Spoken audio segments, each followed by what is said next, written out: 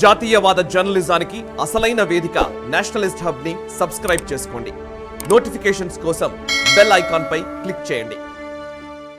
దినకర్ గారు బేసికల్లీ మీరు ఇందాక చెప్పిన దాంట్లో రాష్ట్రం కోసం అండి అన్నీ చెప్పారు, ఫైన్. నేను దాంట్లో ఏ డిస్ప్యూట్ అక్కర్లేదు, ఎందుకంటే రాష్ట్రం కోసం ముగ్గురు కలిశారన్నమాట వాస్తవము. దానికి సంబంధించి అందరూ మాట్లాడుతున్నదే.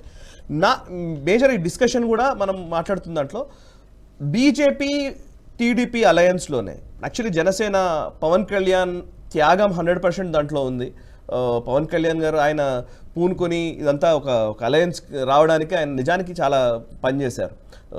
అయితే బీజేపీ మొదటి నుంచి కూడా తెలుగుదేశంతో పొత్తు ఉండడం వల్ల బీజేపీ నష్టపోయింది అన్న భావనని బీజేపీ శ్రేణులు నాయకులు చాలా వరకు ఈవెన్ సంఘలో ఉండేవాళ్ళు కూడా చాలామంది చెప్తూనే ఉంటారు. బీజేపీ నష్టపోవడానికి కారణం తెలుగుదేశంతో పొత్తు అని చాలామంది మాట్లాడుతూ ఉంటారు. అయితే నయా భారత్ ఇది, నయా బీజేపీ ఇది. ఈ మధ్యకాలంలో మనము అలాంటి పరిస్థితి ఉండదు. మీరు ఇందాక అన్నారు మా వ్యూహాలు మాకుంటాయని, మీరు ఇందాక మాట అన్నారు. యాక్చువల్లీ నేను దాన్ని లీడ్గా తీసుకుని అడుగుతున్న ప్రశ్న ఇది. మహారాష్ట్ర మోడల్ తెలుసు, లేకపోతే ఆయా రాష్ట్రాల్లో పొత్తు పెట్టుకున్న సందర్భాల్లో భారతీయ జనతా పార్టీ బీభత్సంగా బలంగా మారిపోయిన సందర్భాలు అనేకం ఉన్నాయి. తెలుగుదేశంతో వల్ల నష్టపోయిన భారతీయ జనతా పార్టీ దాన్ని అధిగమించడానికి ఏమైనా వ్యూహం ఉందా, లేకపోతే అవన్నిటి గురించి ఇప్పుడు ఏమైనా ఆలోచించామని చెప్పేసి చాలా సింపుల్గా చెప్పేస్తారా? First politics are too dynamics అండి. ఈ డైనమిక్ సిచ్యువేషన్లో అప్పుడు ఉండేటటువంటి సిచ్యువేషన్ ఏదైతే ఉందో అది ప్రివైల్ అవుతుంది. ఇవాళ ఏదైతే రాష్ట్రానికి గాయమైంది, రాష్ట్రం ఉండే ప్రజలకు గాయమైంది అనే దగ్గర నుంచి ప్రాణం పోయే పరిస్థితుల్లో భవిష్యత్తు కనపడతా ఉంది. ప్రాణాన్ని కాపాడుకోవాల్సినటువంటి పరిస్థితి, అలాగే కాపాడుకున్న ప్రాణంతో బలోపేతంగా నేను ముందుకెళ్లాల్సినటువంటి పరిస్థితి, రెండూ కూడా ఈమిడి ఉంటాయి. నేను చాలా స్పష్టంగా చెప్పాను.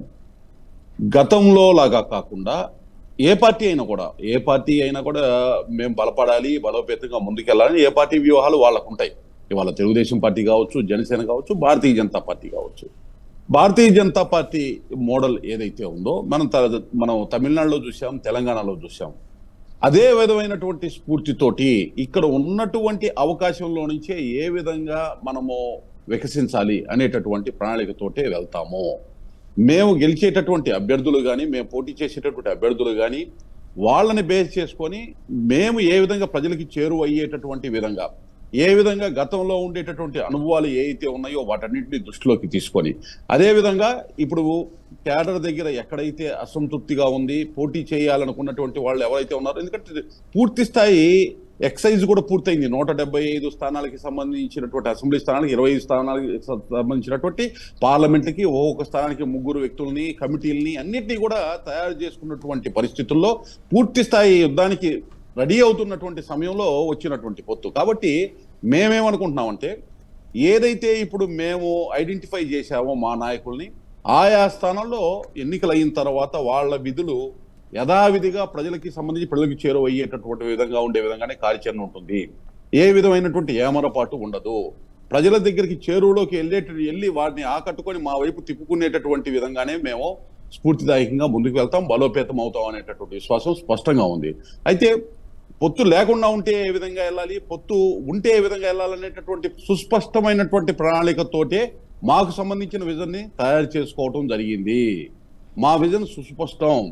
ఇది గతంలో లాగా కాకుండా క్రమేపీ బలాన్ని పుంజుకునేటటువంటి విధంగానే భారతీయ జనతా పార్టీ వ్యూహం ఉండి తీరుతుంది.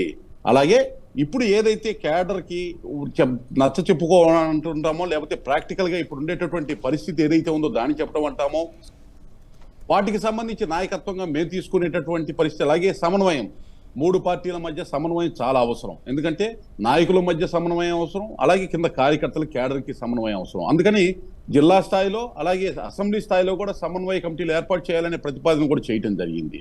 అది ఇప్పుడు ప్రస్తుతం ఉన్నటువంటి మన ముందు ఉన్నటువంటి కింగ్ కర్తవ్యం ఏంటంటే, అరాచక, అసమర్థత, విధ్వంసకర పాలనని పక్కకి పంపించడం.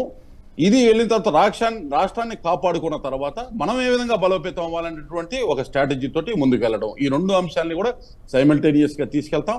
కార్యకర్తల్లో కూడా ఏదైతే వాళ్ళు మనోధైర్యాన్ని నింపటమో, కార్యక్షేత్రంలో వారందరినీ కూడా ఈ యొక్క నిర్ణయం ఏదైతే ఉందో, జాతీయ పార్టీ తీసుకున్న నిర్ణయం ఏదైతే ఉందో దాన్ని ఏ యొక్క విజన్తో అయితే వాళ్ళు తీసుకున్నారో ఆ విజన్లోనే కింద పర్క్యులేట్ అయ్యేటటువంటి విధంగా విజయాన్ని సాధించే, ఈ కూటమి విజయం సాధించే విధంగా. ఎందుకంటే మేము మాట్లాడుకునేటప్పుడు కూడా మనకి 10 అసెంబ్లీలు 6 పార్లమెంట్లు ఇచ్చారు. ఈ 10 అసెంబ్లీలు 6 పార్లమెంట్లు వరకే పరిమితమై మిగతా చోట్ల మన పని మనం కామ్గా చూసుకుందామా, మనం ఏం చేయాలనే ప్రశ్న వచ్చినప్పుడు లేదు, కూటమికి సంబంధించినటువంటి జనసేన పోటీ చేస్తే జనసేన, తెలుగుదేశం పార్టీ పోటీ చేస్తే తెలుగుదేశం శ్రేణులతోటి మమేకమయ్యి ఒక పరిపూర్ణమైనటువంటి కూటమి ద్వారానే ముందు విజయం సాధించాలనేటటువంటి దాన్ని స్పష్టమైనటువంటి వైఖరిని పార్టీ చాటింది. అదే విధంగా ఎవరు కూడా సంశయపడాల్సినటువంటి అవసరం లేదు. పార్టీ భవిష్యత్తుకి సంబంధించి బలోపేతమయ్యేటటువంటి విధంగానే వ్యూహాలు ఉంటాయి. మీకు కేటాయించిన 10 సీట్లు బీజేపీ నిర్ణయిస్తుందా, టీడీపీ నిర్ణయిస్తుందా అని కొంతమంది అడుగుతున్నారు. అమాయకులు మాట్లాడేటటువంటి మాట. ఎందుకంటే పార్లమెంటరీ బోర్డు ఒకటి ఉంటుంది బీజేపీలో. పార్లమెంటరీ బోర్డు నుంచి మాత్రమే క్యాండిడేట్స్ బయటకు వస్తారు.